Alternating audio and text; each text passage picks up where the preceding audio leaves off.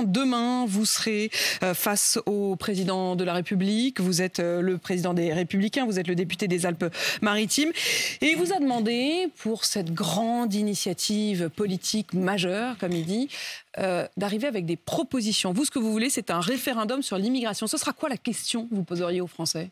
C'est une réforme constitutionnelle pour nous permettre d'agir à nouveau. Une mesure simple qui n'est pas autorisée aujourd'hui, c'est la capacité offerte au Parlement de voter chaque année un nombre maximal d'étrangers qu'on peut accueillir. Donc aujourd'hui, c'est ça la question que vous allez poser ? La réforme constitutionnelle permettrait d'adopter chaque année par le Parlement ces quotas migratoires. Aujourd'hui, on a délivré plus de 300 000 titres de séjour. Avec les demandeurs d'asile et les mineurs clandestins, ça fait presque 500 000 entrées légales, sans compter les illégaux. Nous voulons limiter. Pas entrée légale, vous dites... non, vous dites en comprenant les clandestins. Donc, non. Vous mélangez l'illégal, l'illégal. Non. Je reprends. Allez-y. Nous avons donné 330 000 titres de séjour, 327 000 exactement, le regroupement familial, les étudiants, les étrangers malades. Il y a eu 156 000 demandes d'asile et auxquelles, donc ça fait à peu près 480 000 titres, auxquels on rajoute 20 000 mineurs clandestins. Dans les Alpes-Maritimes, on en reçoit malheureusement, je dirais, chaque jour. C'est une forme de submersion 2 fois plus que l'année dernière. Donc 500 000... Submersion, vous dites 20 000 mineurs isolés, vous parlez de submersion. Ça augmente. Le nombre d'arrivées en Italie a doublé. Donc il y a un sujet migratoire majeur. Nous avons posé un texte de réforme constitutionnelle.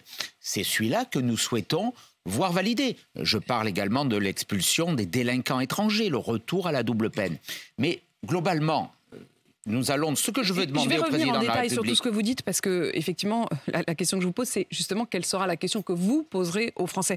Mais malgré tout, c'est pas du tout anodin. Quand vous dites le mot submersion, je voudrais quand même y revenir. Vous l'avez un peu glissé comme ça, mais il n'est pas du tout anodin. Pourquoi vous dites submersion ? Je l'ai toujours dit, je le revendique. Vous dites submersion sur les mineurs isolés. D'autres l'ont dit avant moi. Je dis une submersion de façon globale. Il y a le sujet des mineurs, je ne dis pas isolés, clandestins, parce qu'ils sont malheureusement souvent l'objet de traite des êtres humains, l'objet de la manipulation de filières, de passeurs. Ce que nous devons, c'est reprendre le cours de notre destin en matière migratoire. Que la France choisisse qui elle veut accueillir et que la France décide qui elle ne veut pas sur son territoire. Nous ne le pouvons pas aujourd'hui parce qu'il y a une accumulation de normes, de traités, de contraintes qui aujourd'hui sont autant de carcans qui empêchent la France de décider qui elle veut. Dans le même rajouter au manque de volonté de ceux qui depuis au moins 2017 nous dirigent avec un manque de volonté manifeste sur ces questions. Sauf que dans le même temps, vous l'avez peut-être vu, il y a un nombre d'instituts économiques, dont l'Institut Montaigne, qu'on ne peut pas traiter d'affreux gauchos, si je reprends un vocabulaire de la droite. L'Institut Montaigne, c'est un institut libéral. Et qu'est-ce qu'il nous dit ce matin ? C'est le titre de sa note, « Démographie en France, conséquences pour l'action publique de demain. La France s'apprête à connaître un déclin de sa population que seule l'immigration pourrait combler à court et à moyen terme. » C'est une analyse de résignation.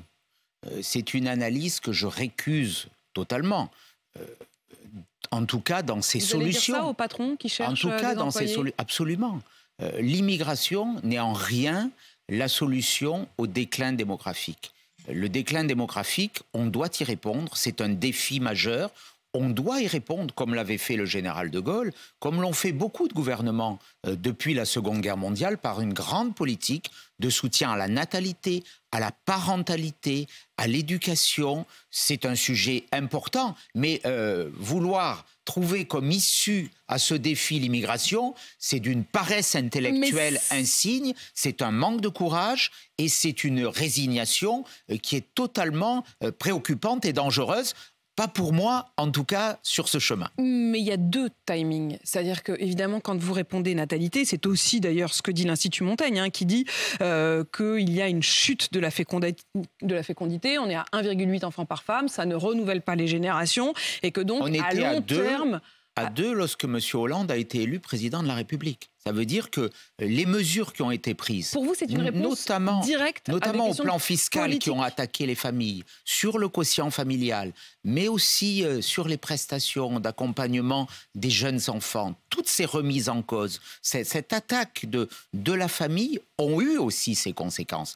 Ensuite, il faut plus de lisibilité pour l'avenir. Une grande politique de natalité, c'est aussi une politique de fierté, d'avenir, d'espérance ce que dit cette note, pour un pays. C'est qu'à long terme, bien sûr, la politique de natalité, ça peut faire remonter en partie, ça peut être l'une des raisons qui fera remonter la natalité, mais qu'à court terme, ça ne marche pas et que donc à court terme, il faut de l'immigration. Non, ce n'est pas vrai.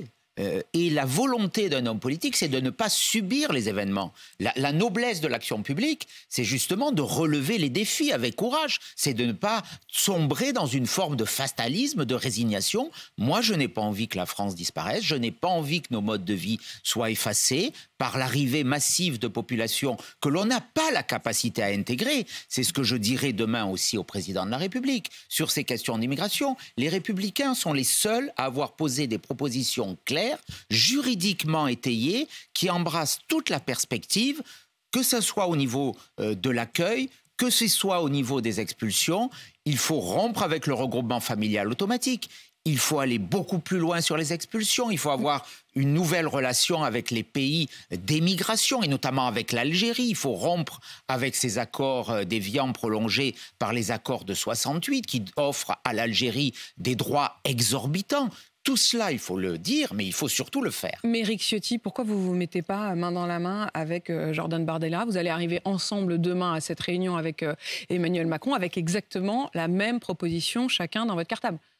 Je vois bien votre rhétorique depuis des années. Non, c'est pas ma rhétorique, c'est hier, depuis des années, Jordan Bardella a dit nous arriverons avec un référendum sur l'immigration. Et ce matin, c'est ce que vous nous dites également. Nous l'avons, vous en êtes témoin, nous l'avons déposé, cette proposition de loi référendaire, avec les sénateurs. Elle est déposée. C'est ça la seule différence. Elle est déposée au Sénat, elle est déposée à l'Assemblée nationale. Moi, peu importe ce que disent les uns ou les autres. Si on va dans la même direction, si on va dans la même direction avec M. Macron, si on va dans la même direction avec d'autres, ça ne me gêne pas. Avec d'autres, en l'occurrence, Jordan Bardella. Ce qui compte, c'est l'intérêt du pays. Moi, j'ai toujours dit la même chose. On ne sortira de certaines problématiques, et je l'ai dit dans mon discours lors de la rentrée politique dans les Alpes-Maritimes au Canet dimanche, que si on donne la parole au peuple pour lever les obstacles dont, je ne dis pas que c'est votre position personnelle, mais vous vous en faites la porte-parole aujourd'hui. Ce discours, on l'entend... Je me fais la porte-parole. C'est le fait de vous avoir signalé cette note... D'une forme d'immobilisme, d'une forme de résignation, en disant on ne peut plus rien faire sur l'immigration, c'est inéluctable, ça doit être...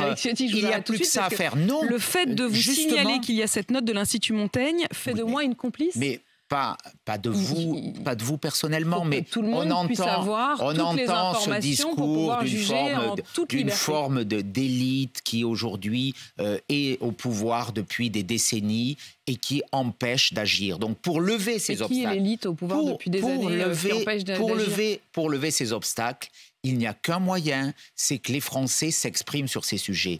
Que veulent les Français? Et c'est ce que je dirais en 3 points au président de la République.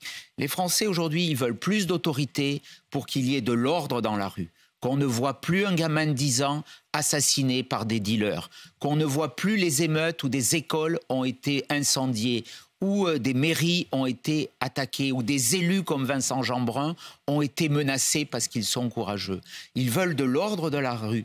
Les Français veulent ils veulent aussi restaurer ils veulent de la liberté pour leur pouvoir d'achat. Ils veulent moins d'impôts, moins de charges qui accablent les chefs d'entreprise, qui accablent ceux qui font avancer le pays. Donc il faut plus d'autorité, moins d'impôts, moins d'immigration. Voilà, si on va sur ces 3 sujets, ils sont à la source aujourd'hui des maux de notre pays. Le désordre, la violence, l'immigration qui nourrit le communautarisme, et notamment le communautarisme islamiste, et la fiscalité, les charges qui pèsent sur le pouvoir d'achat. Voilà, les maux de notre pays, nous les connaissons. Le diagnostic, on peut le partager. Là encore, ce qu'il convient maintenant, ce n'est plus de parler, c'est d'agir. C'est ce que nous demandons. J'ai pas compris quelle était la question concrète que vous poserez aux Français.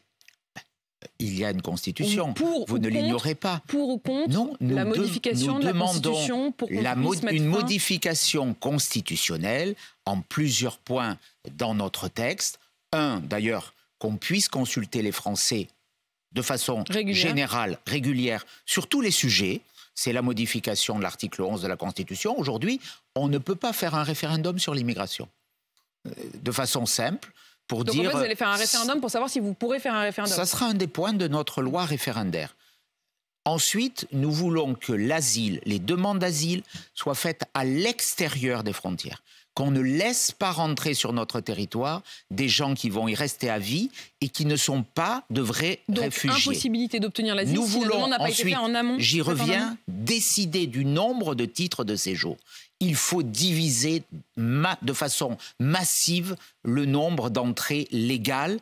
Et il faut aussi, c'est un point important, que nous puissions lever les obstacles qui font qu'aujourd'hui, on ne peut pas expulser, notamment certains délinquants, vers certains pays. Donc il faut que la loi française, qui soit inscrite dans un cadre constitutionnel, redonne à la France sa capacité de décider, tout simplement. Éric Ciotti, j'aimerais bien que vous écoutiez... Vous savez, on ne peut pas résumer par une mesure simpliste. Vous voulez une question simpliste. Réformer la Constitution, c'est un enjeu majeur. Je veux ça.